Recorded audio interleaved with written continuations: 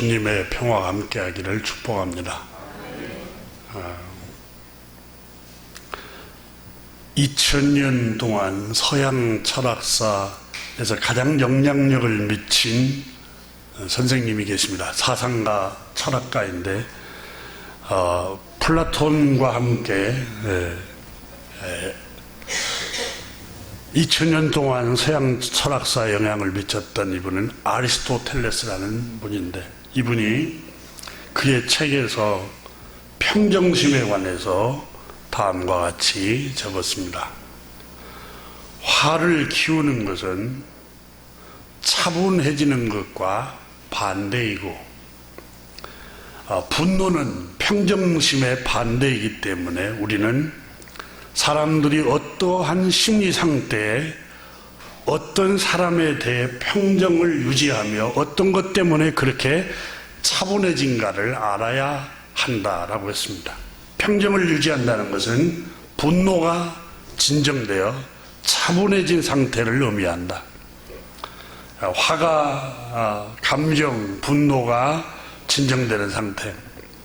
어떤 사람이 우리를 무시하되 의도적으로 그렇게 할 때 우리가 분노하는 것이라면, 어떤 사람이 우리를 무시하지 않거나 무시하기는 하지만 의도적이진 않거나 또 의도적으로 무시하는 것 같지만 사실은 그렇지 않다면 우리는 평정심을 잃지 않는다. 그렇지 않습니까? 의도적으로 사람을 무시하거나 멸시하지 않으면 화를 내거나 분노하지 않죠. 또한 결과적으로 어떤 사람이 우리를 무시했지만 실제로는 그렇게 하려고 하는 것은 아니었음을 알았을 때 우리는 평정심을 잃지 않는다. 어떤 사람이 평소 자신에게 하던 것과 동일하게 자신에게 했던 행동을 우리를 대할 때도 그렇게 한다면 이해를 할 수 있다는 겁니다. 또한 자기 잘못을 인정할 줄 알고 참회하는 자들에게 대해서도 우리는 평정심을 유지해야 한다. 그런 식으로 참회하는 과정에서 괴로움을 느낌으로써 저지른 잘못에 대한 벌을 받았다고 생각하는 까닭에 그들에 대한 우리의 분노가 그치기 때문이다. 그러니까 여러분, 나라를 경영했던 사람들이 정말 참회하고 또 정말 나라를 힘들게 했던 걸 자기가 회개하고 이렇게 하면은 그걸 바라보고 있는 백성들도 분노가 조금씩 가라앉는다는 거예요. 마찬가지죠, 여러분. 국가 지도자뿐만 아니라 가정의 가장이 잘못했으면 자녀들 앞에서도 솔직하게 내가 잘못했다고 이렇게 고백을 하면 그 분노가 그친다는 거예요. 평정심을 유지할 수 있다는 거예요. 그런데 그 자존심 때문에 자기 잘못에 대해서 전혀 반성하는 힘도 없고 또 참회할 마음도 없이 완악해지면은 그 분노를 쌓는다는 겁니다. 정말 그 평정심에 관한 책 그 부분을 주제를 읽으면서 정말 2000년 전에도 사람의 심리를 너무 꿰뚫고 있었구나라는 생각이 들었습니다. 혹독한 벌을 받고 마땅하다고 스스로 생각하고 그것을 인정하면 분노가 그친다는 겁니다. 잘못한 것이 분명한데도, 부정한 일은 뻔뻔스러운 것인데도 그런 뻔뻔스러움을 무시하고 있음을 보여주면 평정심을 잃는다는 거예요. 바라보고 있는 사람들이 스스로 낮추어 겸손하여 반박하지 않는 사람에게도 평정심을 유지한다는 겁니다. 그러니까 잠언 15장에 나오는 말씀 그대로입니다. 유순한 대답은 분노를 쉬게 합니다. 근데 그게 이유를 대고 분명히 잘못했는데 핑계를 대고 자꾸 자기의 합리적인 걸 합당한 걸 막 주장하면 더 상대방을 마음에 평정심을 잃게 하고 분노하게 한다는 겁니다.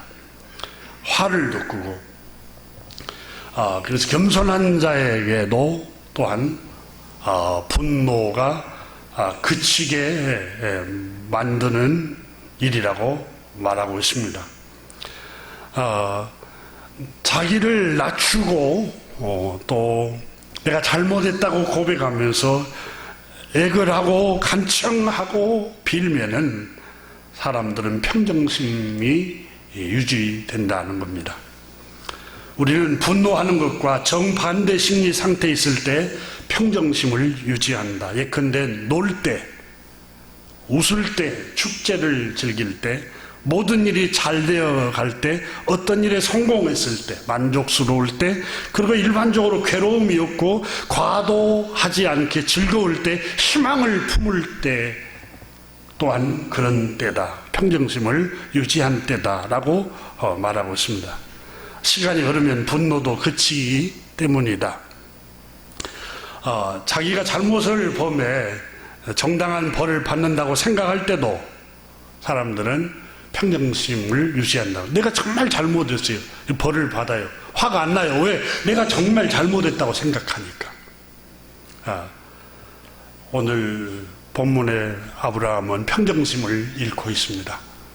아브라함은 오늘 본문 1절에 보면은 마음이 흔들리고 있습니다.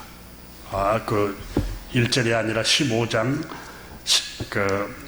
12절에 보면은 한번 보십시오. 해질 때에 아브라함의 깊은 잠이 임하고 큰 흑암임과 두려움이 그에게 임하였더니, 이 두려움은 여러분 근심, 걱정, 불안, 이 평정심을 잃어버린 마음입니다.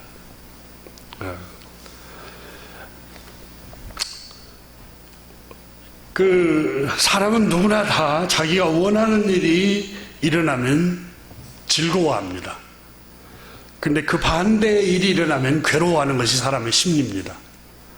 아브라함은 12장에서 자기가 원하는 대로 하나님이 너를 창대케 하며 너에게 복을 주며 내 자손들에게도 복을 주겠다, 이렇게 아브라함이 소원하고 원하는 대로 복을 주겠다고 약속을 하니까 아브라함은 즐거워서 하나님 말씀을 따라서 본토, 친척, 고향을 떠나서 창조주 하나님만 섬길 수 있는 말씀을 따라서 순종해서 앞으로 나갔습니다.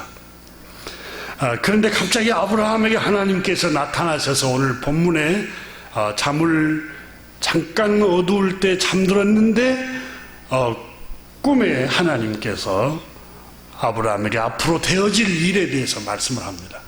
그 아브라함에게 되어질 일이 무엇인가 하니 너의 자손이 이방 나라에서 400년간 4대에 걸쳐서 이방 땅에서 나그네가 될 것이다.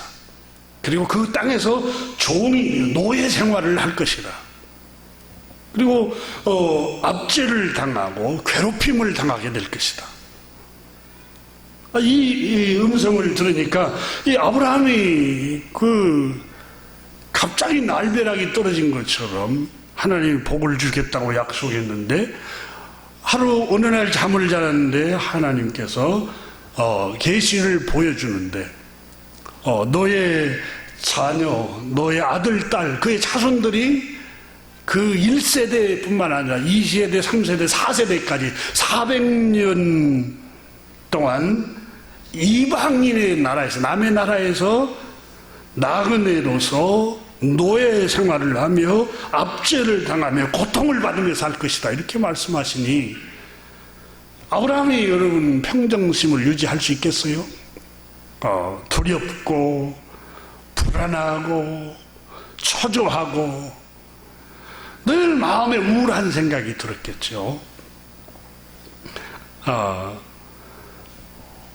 그래서 오늘 본문 15장 12절에 해질 때 아브라함에게 깊은 잠이 임하고 큰 흑암과 두려움이 그에게 임하였더니, 큰 흑암, 이게 먹구름 문자적으로는 말할 수 있습니다. 그러나 이게 또 한 가지의 의미는, 여러분, 흑암은 절망을 의미합니다.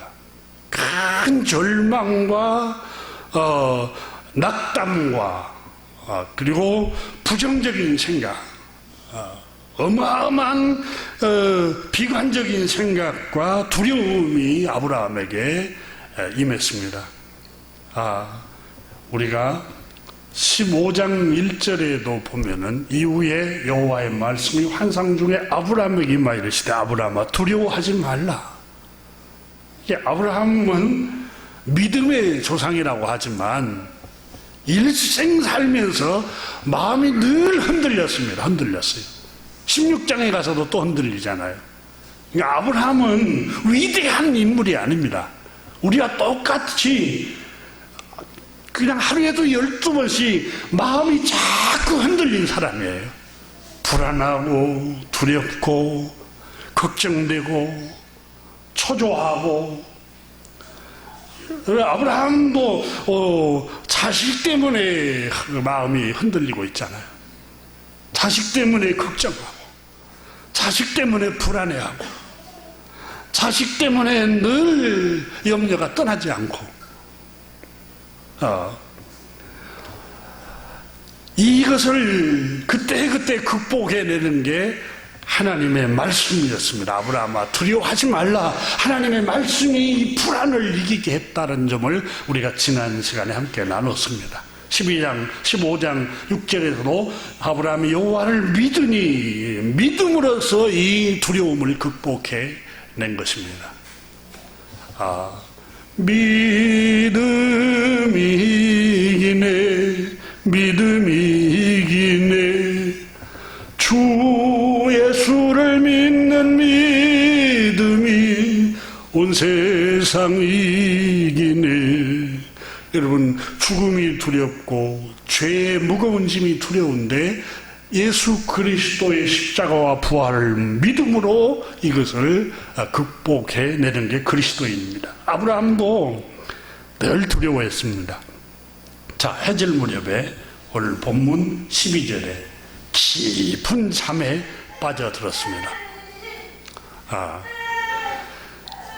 얼마 후에 아브라함은 깊은 잠에서 꿈을 꾸게 되었습니다. 하나님께서 꿈으로 아브라함에게 앞으로 되어질 일에 대해서 계시를 해줍니다.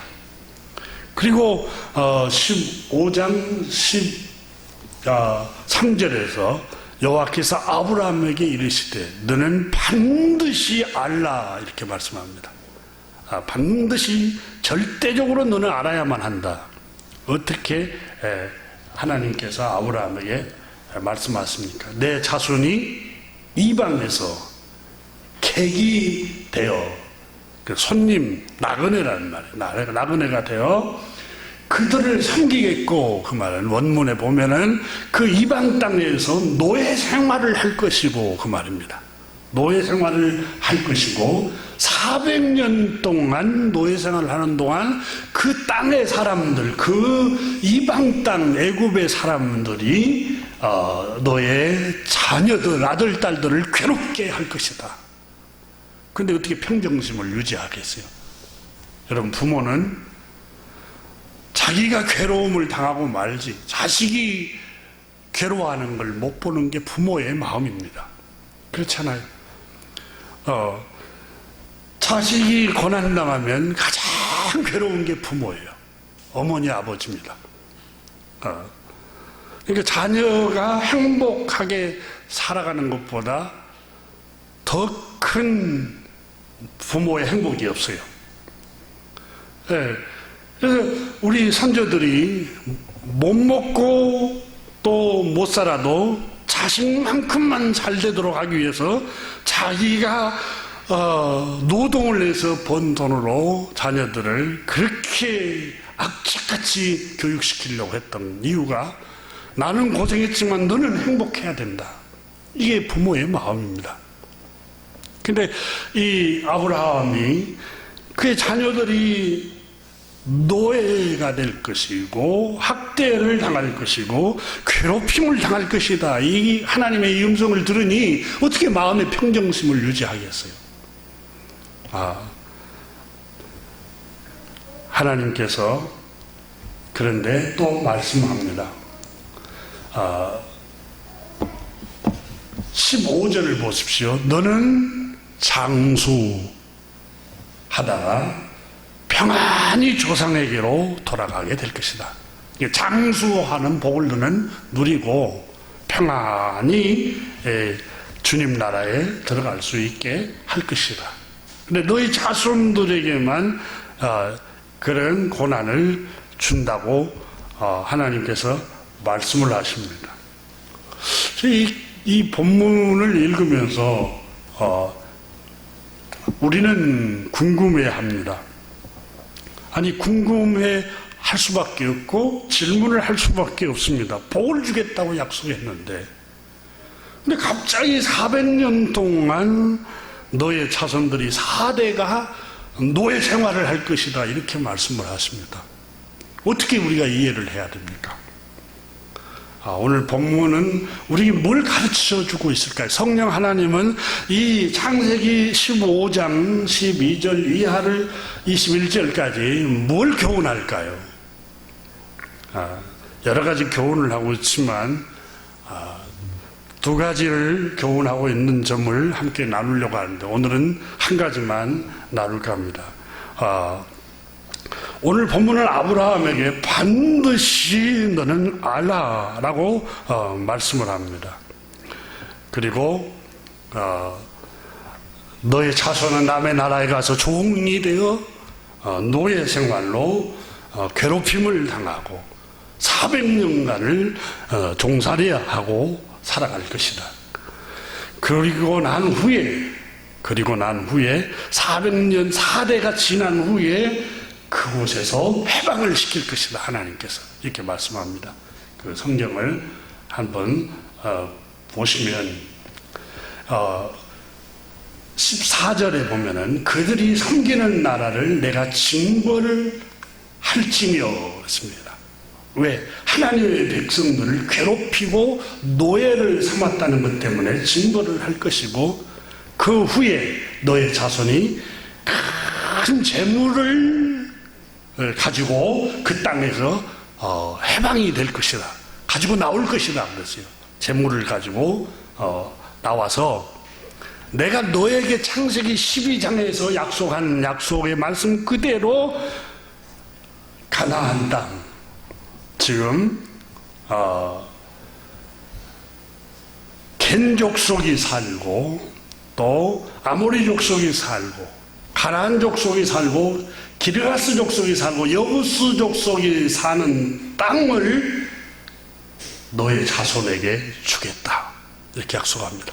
이게 바로 18절부터 21절에 기록된 말씀입니다.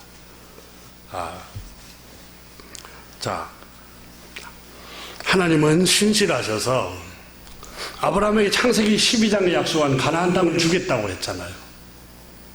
그런데 4대가 애굽 땅에서 노예 생활을 하고 압제를 당하고 괴롭힘을 당한 후에 내가 젖과 꿀이 흐르는 가나안 땅을 너희 자손에게 주겠다, 이렇게 약속합니다. 자, 오늘 본문이 오늘 말씀하고 있는 중심 내용이 바로 그것인데, 그럼 오늘 본문을 통해서 하나님께서는 우리에게 뭘 교훈을 하고 있을까요?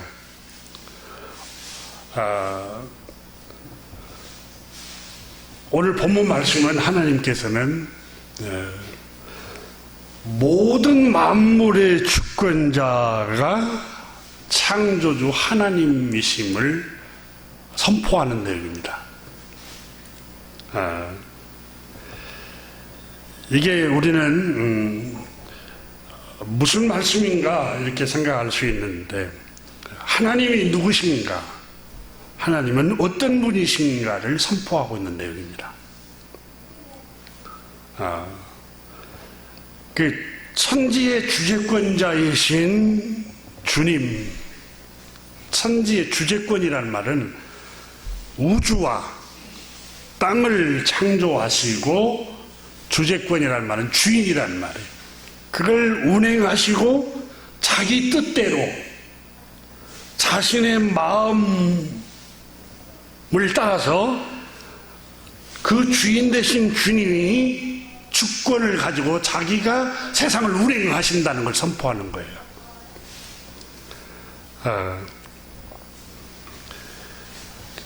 오늘 성경에 또 하나님의 약속의 땅을 주시기 전에 400년간을 왜 노예 생활을 하나님이 시키는가?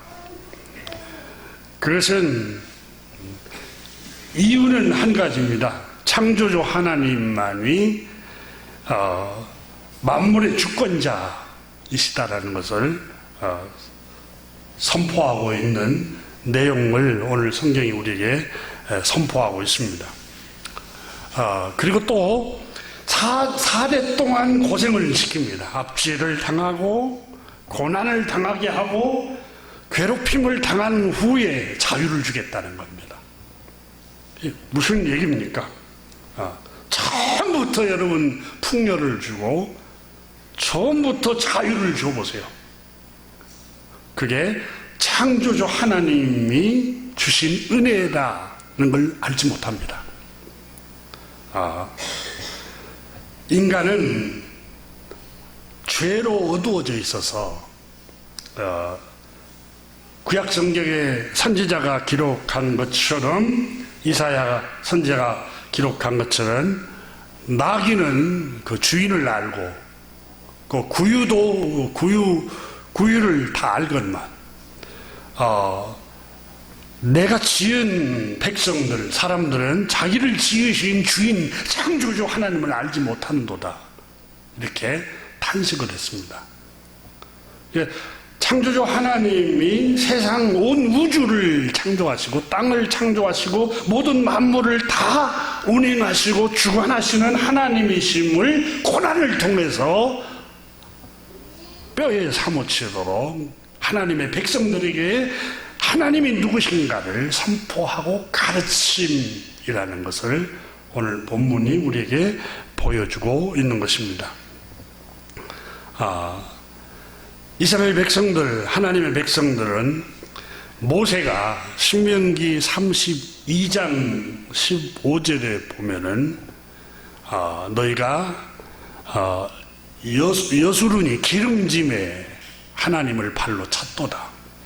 하나님을 알아보지 못한 창조주 하나님, 만물을 창조하시고 주관하시는 창조주 하나님을 알지 못하고 내가 살찌고 비대하고 윤택해짐에 자기를 지으신 하나님을 버리고 자기를 구원하신 반석을 구주이신 만물의 주관자이시고 창조이신 하나님을 업신여기셨도다, 이렇게 성경에 모세는 기록하고 있습니다. 그래서 오늘 성경 말씀의 15장에서 13절에 여호와께서 아브라함에게 이르시되 너는 반드시 알라. 내 자손이 이방인에서 객이 되어 나그네가 되어서 그들을 섬기겠고 노예 생활을 하고 그들은 400년 동안 너 자손을 괴롭히리니, 그런 후에 400년이 지난 후에 큰 재물을 이끌고 나오게 될 것이다.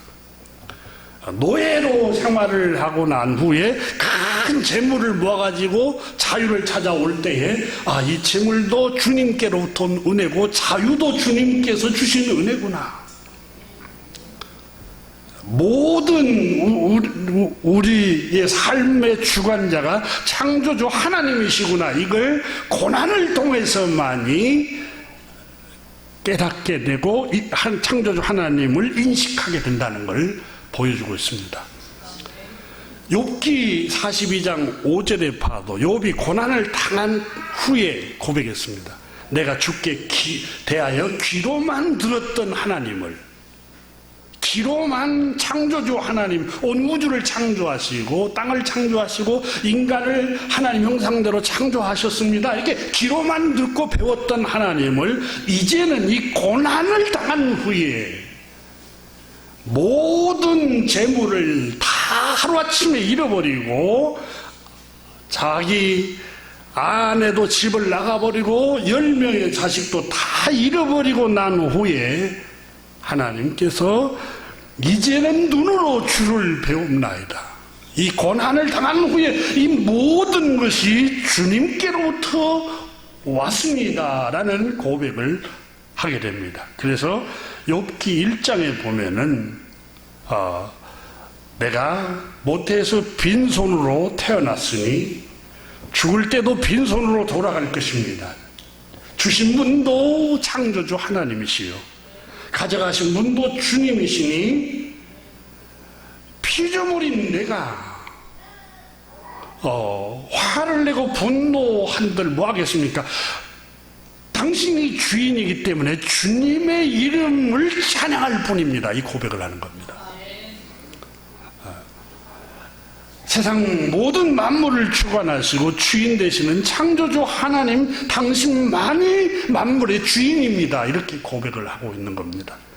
그건 욥이 고난을 당한 후에 그 고백을 했어요. 욥기에 보면은 주신 분도 여호와시요 다시 가져가신 분도 창조주 하나님이십니다라는 이 고백은 고난을 당한 후의 고백입니다. 고난 당하기 전에는 자기 의가 있었습니다.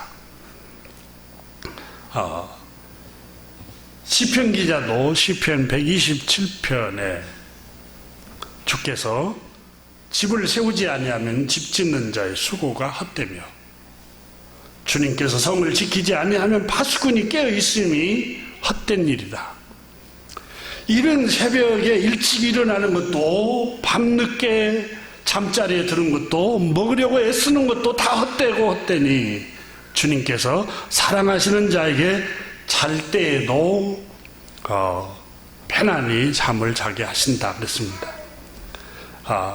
죄로 어두워진 인간의 영혼은 고난이 없으면 자기를 지으신 창조주 하나님을 인식하지 못합니다. 그리고 고난이 없는 영혼은 자기가 주인인 줄 압니다. 자기가 중심이에요. 모든 게 자기가 중심이에요. 자기 의로움에 빠져 있고. 자, 출애굽기라는 성경책은 모세가, 하나님의 사람 모세가 기록했는데 하나님이 누구신가를 알려주는 놀라운 책입니다. 모세를 먼저 한번 생각해 보십시오. 모세는 바로의 공주가 나일강에 버려진 갈대아 상자에 누워 있는 핏덩이 같은 아이를 데려다가 양자로 삼아서 길렀습니다. 왕궁에서 자랐어요. 모세의 공주의 아들로 자랐습니다. 그래서 사도행전에는 당시에 가장 강대국이었던, 오늘날 미국처럼 2000년 전에 로마처럼 그때 당시 가장 강대국인 이집트, 애굽이라는 나라, 그 나라의 학술을 다 익혔더라, 이렇게 사도행전이 기록하고 있습니다. 학문을 다 익힌 사람이에요. 그러니까 최고의 학문을 했습니다. 그런데 이제 유모가 자기 친어머니가 와서 젖을 먹여서 키웠죠. 그리고 나중에 자기가 히브리 사람이라는 걸 알고 히브리 사람들이 애굽에 와서 학대를 받고 노예 생활을 하는 걸 보고 화가 막 나고 분노가 일어나고 평정심을 잃어버려요. 모세가 하루는 히브리 사람 자기 동족끼리 서로 싸우는 걸 보고, 아니 여기에서 노예 생활을 하는 것도 화가 나는데 동족끼리 싸워서 되겠느냐 하고 말립니다. 싸우면서 말려요. 그리고 그 다음날 그 싸움하는 중에 한 사람이 또 애굽 사람하고 싸웠습니다. 애굽 사람이 자기 동족인 히브리 사람을 너무 괴롭히니까 모세가 이 평정심을 잃고 가서 히브리 사람 편에 들어서 애굽 사람을 쳤습니다. 그때 애굽 사람이 거기서 급소를 맞아서 아마 죽었던 것 같아요. 그래서 너무 겁이 나서 그때 사막에 모래에 파가지고 거기다 묻어버려요. 그런데 히브리 사람이, 그때 싸움질했던 히브리 사람이, 어제는 너가 우리가 너에게 중재를 요청하지도 않았는데 너가 스스로 중재자가 되고 통치자가 된 듯 우리 싸움을 말리고더니 오늘은 애굽 사람을 쳐 죽였도다. 너 나도 죽일 작정이구나, 이렇게 말을 하고 소문을 퍼뜨리자 모세는 그때에 도망칩니다. 그리고 미디안으로 40년간을 도망칩니다. 근데 출애굽기 1장에 보면, 1, 2장에 보면은 3장까지에 그때 이 사람이 하는 말이, 누가 너를 재판관으로 세웠느냐, 누가 너를 중재자로 세웠느냐, 누가 너를 지혜자로, 리더로 세웠느냐. 그러니까 그 본문을 읽어보면은 모세는 스스로 자기가 애굽에서 최고, 히브리 사람 중에는 최고 리더요, 최고 지혜자요, 최고의 재판관으로 스스로 생각했던 것 같아요. 근데 40년 동안 미디안 광야에서 양을 치게 됩니다. 그 양을 치다가 어느 날 갑자기 호렙산에 이르게 됐어요. 그때 가운데서 불이, 떨기나무에 불이 활활 타오르는데 참 이상하다, 불이 탔으면 꺼질 텐데 꺼지지 않으니까 가까이 가니까 그때 모세야 하고 하나님의 음성을 거기서 듣습니다. 모세는 바로의 공주의 아들로 있을 때는 하나님을 귀로만 들었지 하나님이 누구신가를 알지 못했어요. 근데 거기에서 모세야 모세야 이리로 가까이 오지 말라. 내가 선 땅은 거룩한 땅이, 네가 지금 있는 곳에 하나님, 창조주 하나님이 계시는 곳이니 너는 발에서 신을 벗으라 라고 말씀을 하나님께서 하십니다. 그리고 하나님 말씀하시기를 너는 애굽 땅에서 울부짖는 내 백성의 소리를 듣느냐. 나에게는 그들이 학대를 받는 것을 또 신음소리가 들리니 너는 가서 바로에게 내려가서 그들을 이끌어내라, 이렇게 말을 합니다. 그리고 여기 이끌어내서 하나님, 창조주 하나님을 예배하게 하라. 모세가 그때에 하나님, 내가 누구간데 그 강력한 바로 임금에게 갈 수 있겠나이까? 나는 양치기에 불과합니다. 그리고 고백하잖아요. 그러니까 재판관으로 알았고 지혜자로 알았고 자기가 뭔가를 백성들을 위해서 리더할 수 있는 그런 인물로 알았는데 모세가 고백합니다. 주님, 내가 누구간데에 바로 임금에게 갈 수 있겠습니까? 나는 양치는 목동에 불과합니다. 하나님께서 너의 손을 품에 넣어라. 품에 넣었다가 꺼내봐라. 그러니까 품에 넣었다가 꺼내니까 나병이 걸려 있습니다. 그리고 다시 손을 품에 넣었다가 꺼내니까 깨끗이 고침을 받습니다. 주님 말씀하십니다. 너에게 명령한 나는 창조주 하나님, 치료자다. 그리고 너의 짚고 있는 지팡이를 땅에 던지라. 지팡이 땅에 던지니까 뱀이 되고 또 그걸 잡으라니까 잡으니까 지팡이가 됩니다. 기적이 일어나요. 이 기적을 내가 행할 테니 나를 믿고 가거라. 이렇게 말씀을 하죠. 모세는 오 주님, 나는 못 갑니다. 내가 누구간데 감히 바로 임금 앞에 설 수 있겠습니까? 주님, 나는 한 사람도 구원을 해내지 못한 사람입니다. 한 사람 구원하려고 하다가 애굽 사람을 쳐서 살인을 했던 사람, 무능력한 사람이고 두려워서 도망쳐 나온 사람입니다. 내가 누구간데 바로 왕에게 갈 수 있겠습니까? 못합니다. 근데 말도 잘 못하니까 나는 못 갑니다. 그 기적을 보여줬는데도 말도. 그러면 하나님께서 내 형 모세, 아론이 말 잘하니까 아론과 내가 동행하게 하겠다, 이렇게 말을 합니다. 주님, 나는 혀가 둔하고 말을 잘 못합니다. 그때에 하나님께서 모세에게 하신 말씀이 가슴에 울림을 줍니다. 모세야, 누가 사람의 입을 지었느냐? 그 음성이 들려요. 누가 사람의 입을 지었느냐? 누가 말 못하는 벙어리가 되게 하겠느냐? 누가 못 듣는 자를, 못 보는 자를 보게 하고 듣게 한 자가 누구냐? 나, 주 하나님, 창조주 하나님이 아니냐? 나를 믿고, 그러니 나를 믿고 내가 너를 보내노니 나를 믿고 가라, 이렇게 말합니다. 그때 모세는 하나님 앞에서 머뭇거리면서 주님, 죄송합니다. 제발 보낼 만한 사람을 보내십시오. 나는 아닙니다. 나는 자격이 없습니다. 나는 무능합니다. 나는 스스로 할 수 있는 것이 아무것도 없습니다. 전에 히브리 사람들끼리 싸울 때도 사람 싸움도 말리는 설득력도 없었던 사람이고, 또 애굽 사람을 쳐서, 한 사람을 쳐서 죽인 사건 때문에 광야로 도망쳐 나온 사람입니다. 주님, 보낼 만한 사람을 보내십시오. 철저하게 자신의 무능력을 깨닫고 자신이 아무것도 아닌다는 것을 깨닫기 시작합니다.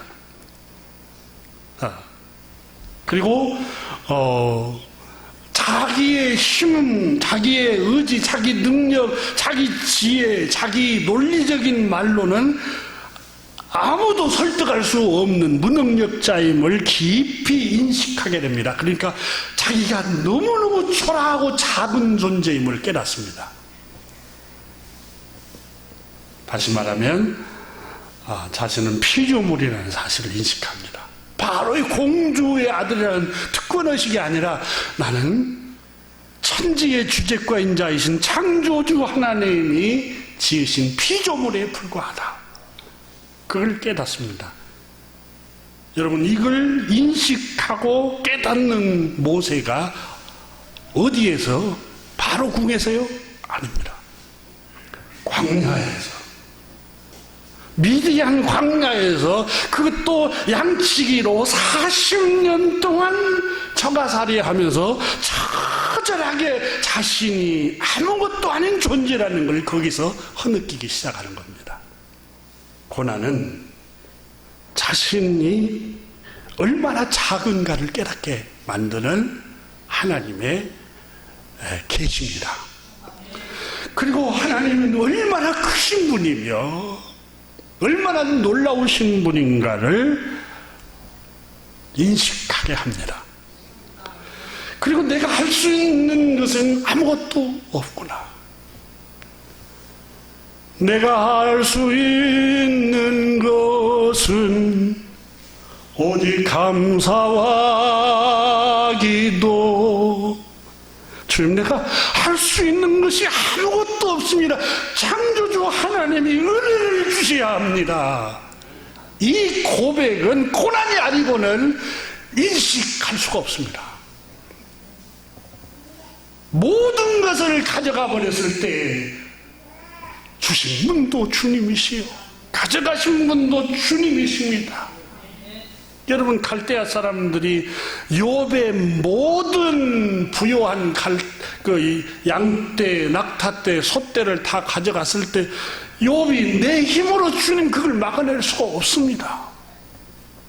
자녀들이 10명이 죽었을 때 내 수완과 내 지혜와 내 힘으로 할 수가 없습니다. 갑자기 몰려온 태풍 때문에 집이 무너져서 10명의 자녀가 죽었는데 주님 나는 피조물입니다. 주님 나는 약합니다. 이 모든 환경과 모든 만물을 주관하신 분이 창조주 하나님이십니다.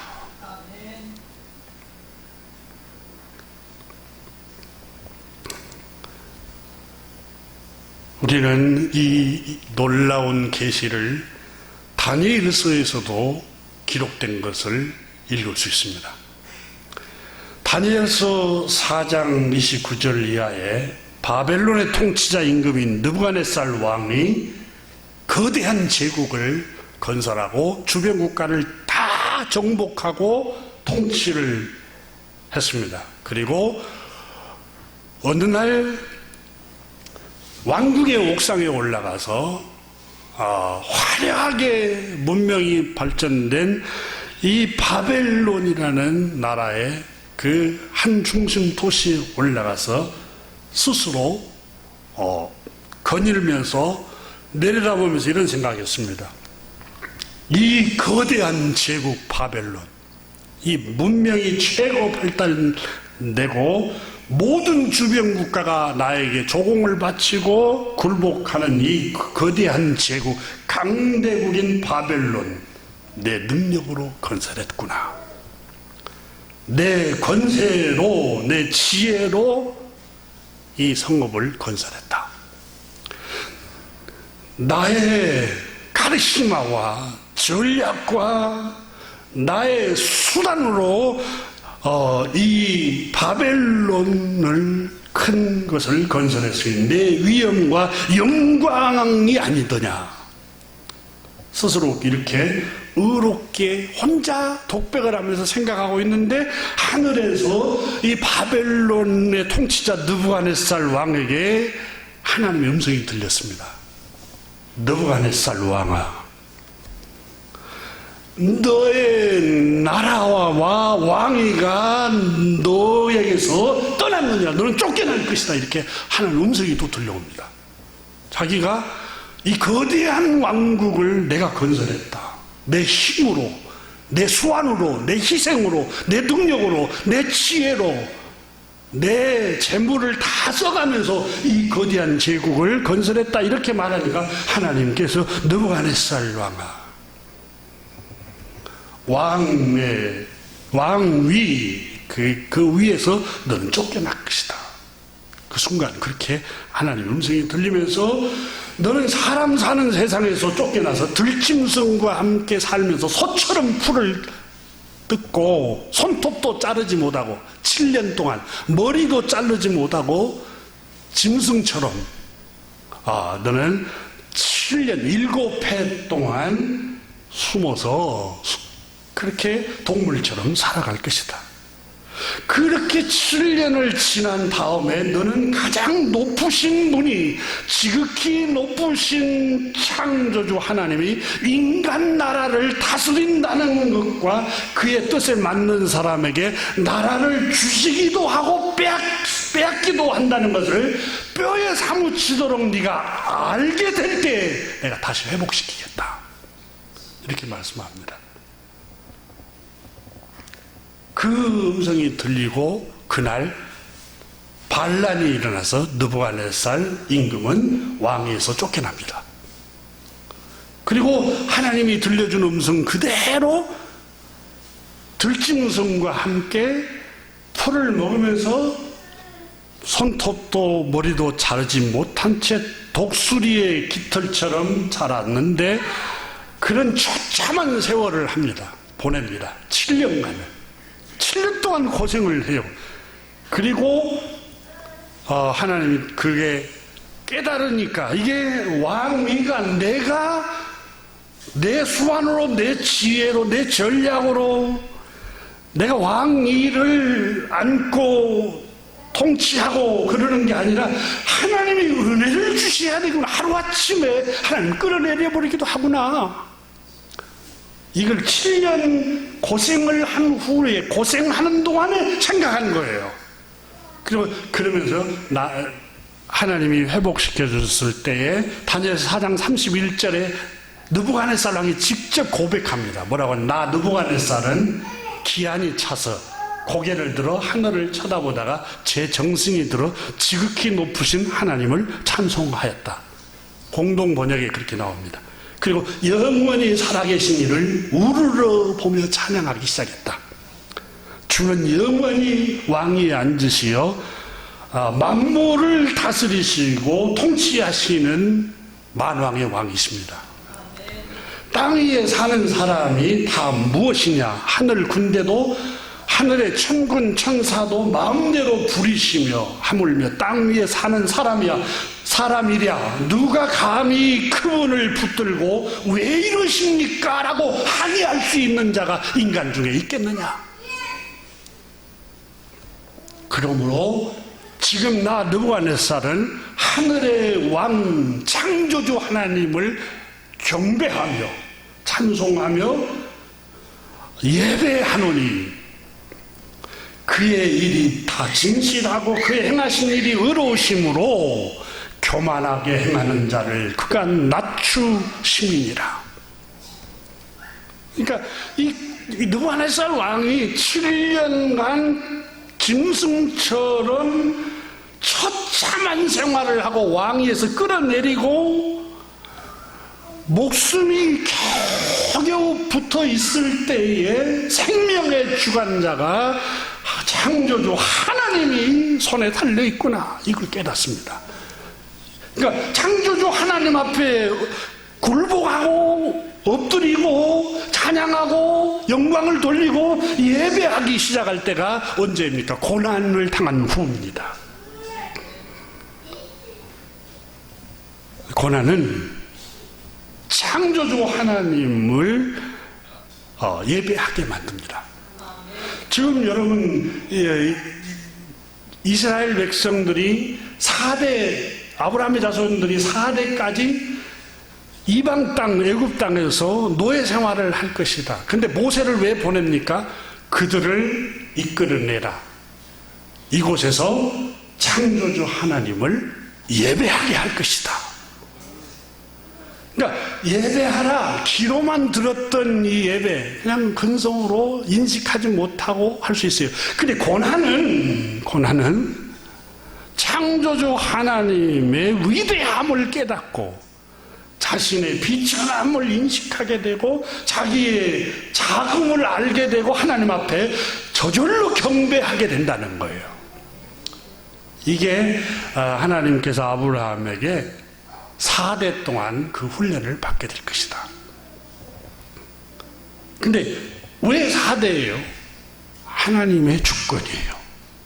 천지의 주재권자이신 그분의 주인이세요. 이사야 45장 6절 7절에 보면은 해 뜨는 곳에서든지 지는 곳에든지 나밖에 다른 이가 없는 줄을 알게 하리라. 나는 주 하나님이라 여호와라. 다른 이가 없느니라. 그러니까 이 해 뜨는 데부터 해 지는 데까지 온 우주를 창조하신 분이 창조주 하나님이심을 알게 하리라. 그리고 7절에 뭐라고? 나는 빛도 짓고 어두움도 창조하며 나는 평안도 짓고 공동번역에는 행복도 만들고 환난도 창조하나니 나는 주님이라. 이 모든 일을 주관하신 자이니라, 이렇게 기록되고 있습니다. 이 모든 일을 주관하신 분이 창조주 하나님이시라는 거예요. 환난을 창조하기도 하고 어두움을 창조해서 이 모든 것이 인간의 힘으로 나의 작은 지혜와 수완과 노력과 물질로 되는 게 아니라 창조주 하나님이 온 만물을 창조하신 그분이 운행하고 계시고 인간 나라를 다스리고 계시고 또 평안도 만들고 또 환난도 만들고 빛도 짓고 어두움도 주관하신 분이 창조주 하나님 당신입니다 하고 주님만 높임을 받으소서. 예배합니다. 찬양합니다. 정말 주님만이 온 우주 만물을 창조하시는 주님이십니다. 이 고백을 이스라엘 백성 아브라함 자손들에게 훈련시키기 위해서 4대째 400년간을 억압 속에서 흑암 속에서 압제를 당하는 고통 속에서 살게 하셔서 하나님이 은혜를 주셔야 자유가 있고 하나님이 은혜를 주셔야 물질도 오고 하나님이 은혜를 주셔야 하나님을 경배할 수 있는 환경이 오는구나. 이걸 깨닫도록 하기 위해서 천지의 주재권자이신 분이 주님이심을 이스라엘 백성들 아브라함의 자손들이 알아가도록 하기 위해서 이 고난을 주신 것이라고 말씀하고 있습니다. 여러분, 다윗도 사망과 생명의 사이가 한 걸음뿐입니다. 한 걸음. 사선을 넘나들었어요. 늘 사울이 죽이려고 했잖아요. 자객을 보내기도 하고 이웃나라에서는 망명을 갔는데 다윗을 죽이려고 획책을 하니까 수염을 그리고 미친 채 하고 침을 흘리고 사선을 넘나들었더니 다윗이 나중에 여러분 그 목동 다윗이었던 게 그런 사선을 넘나드는 죽음의 고통을 전쟁터에서 또 가장 가까이 있는 장인 사울 왕에게서 그 망명 같은 나라에서 그리고 또 나중에는 자기가 낳은 아들 압살롬이 또 죽이려고 하잖아요. 반란을 일으켜서. 근데 마침내는 그가 왕위에 앉게 되고 마침내는 승리하잖아요. 그래서 다윗이 그런 고백을 하잖아요. 내가 용맹에서 이긴 게 아니다. 사무엘상 16장 이하에 보면 그렇잖아요. 승리는 이김은 칼과 창에 있는 게 아니라 여호와의 손에 있나 주님 손에 있나이다. 그러면서 역대상 29장 11절에 주님 위대함과 권능과 영광과 승리와 위엄이 다 주님의 손에 속해 있습니다. 천지에 있는 것이 다 주의 것이로소이다.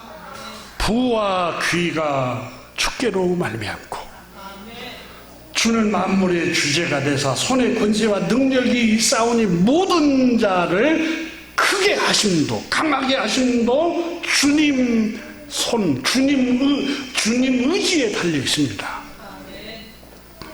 그러므로 우리 하나님이여 이제 우리가 주님께 감사하며 주의 영화로운 이름을 찬양하나이다. 여러분 예레미야 17장에 18장에 가면은 하나님께서 선지자 예레미야에게 말씀하잖아요. 너 이웃 나라 밑에 밑에 동네에 내려가 보아라. 거기에 토기를 빚어서 그릇을 빚어서 흙으로 빚어서 굽는 토기장이가 있을 것이라. 그 내려가서 보니까 토기장이가 이렇게 흙으로 물로 이겨서 이렇게 빚습니다. 예쁘게 빚다가 갑자기 토기장이 이 그릇을 빚는 분이 다 물켜버립니다. 다 깨버려요. 짜그러져 버려요. 그래서 하나님께서 예레미야에게 예레미야야 토기장이 하는 것을 보았느냐? 예, 보았습니다. 잘 빚다가 다 이렇게 엉망진창으로 부숴버리는 걸 보았느냐? 예, 보았습니다. 토기장이 손에 흙이 있고 그릇이 있는 것처럼 너희는 내 손 안에 있느니라. 이스라엘아, 너희는 내 손 안에 있느니라. 이걸 로마서 9장의 바울 선생은 그 말씀을 인용하면서 피조물인 우리가 토기장이신 창조주 하나님 앞에 왜 400년 동안 4대째 그렇게 나그네 생활을 해야 합니까? 이렇게 피조물이 창조주에게 말할 수 있겠느냐? 하나님의 섭리와 창조주 하나님의 뜻이라는 거예요. 잠잠히 우리는 그분 앞에 영광을 돌리고 예배하고 순응해야 합니다. 하나님은 사무엘상 2장에 한나가 언제 깨닫습니까? 한나는 자녀 때문에 고생을 하잖아요. 아들을 낳지 못하고 분인 나에게 계속 멸시를 당하고 괴롭힘을 당하고 업신여김을 당하고 조롱당하잖아요. 그러니까 너무너무 마음이 상하고 슬프고 괴롭고 고통스러운 나날을 보내니까 성전에 가서 기도하고 우니까 엘리가 너 술 취했느냐 이렇게 말해요. 여러분도 아마 젊은 날에 눈물로 기도한 것 때문에 여러분 주변에서 친구나 또 주변 사람들이 왜 이렇게 울기만 하냐, 예배당 가면 왜 너는 기도할 때 그냥 울지 않고 기도하는데 왜 이렇게 그렇게 하느냐, 이렇게 조롱당할 수도 있어요. 한나가 그랬어요. 근데 한나는 뭐라고 합니까? 그 고통을 경험하고 나서 여호와는 주님은 죽이기도 하시고 살리기도 하시며 수월에 내리기도 하시고 올리기도 하고 주님은 가난하기도 하시고 부하기도 하며 낮추기도 하시고 높이시기도 하시는 주님입니다. 무엇이 가르칩니까? 고난이 창조주 하나님을 인식하게 하는 겁니다. 오늘 본문에 하나님께서 어째서 아브라함에게 복을 주신다고 그랬는데 4대까지 이런 큰 고통과 아픔과 압제를 당하게 하며 노예 생활을 하게 했을까? 하나님의 깊은 섭리가 들어있습니다. 하나님이 누구신가? 하나님은 천지의 주재권자이십니다. 하나님이 만물을 운행하시고 또 계획하고 계시고 작정하고 계시고 하나님이 주님이기 때문에, 창조주 하나님이 주님이시기 때문에 주님 뜻대로 행하시는 분입니다. 그러므로 우리는 주님 창조주 하나님 앞에 잠잠히 하나님의 뜻을 받아들여야 됩니다. 그리고 그분의 은혜를 입도록 겸손해야 합니다. 겸손하고 끊임없이 하나님 앞에 교만을 벌일 때 하나님이 은혜를 주시는데, 이 겸손이라는 단어를 보니까 마음의 굴욕감, 자신의 작음에 대한 깊이 인식이라는 뜻입니다. 그리스 말로. 그러니까 자기 자신이 작다는 것을 깊이 인식하고 그 위대하신 창조주 하나님 앞에 경배하는 게 이게 겸손입니다. 이것을 위해서 하나님께서 아브라함 자손 4대에 걸쳐 고난을 주시고 훈련했던 것이 아닌가 생각해 봅니다. 기도하겠습니다. 하나님 아버지, 감사합니다. 오늘 이 아침에 우리는 천지의 주재권자이신 창조주 하나님 높으심에 관해서 함께 은혜를 나눴습니다. 주님은 높으시며 위대하시며 저 우주와 해와 달과 수많은 행성 별들을 창조하시고 또 땅과 하늘, 바다와 산과 모든 동물과 새와 하나님의 형상대로 사람을 창조하셨고 모든 생물들 뿐만 아니라 미생물들까지 다 창조하시고 운행하시는 분이 창조주 하나님이심을 고백합니다. 우리는 피조물입니다. 주님, 당신 앞에 순종하기를 원합니다. 경배합니다. 예배합니다. 순응합니다. 굴복합니다. 감사하고 불평하지 않고 하나님 말씀에 따르는 하나님의 사람들이 되게 하여 주옵소서. 우리 주 예수 그리스도 이름으로 축복하며 기도드립니다. 아멘.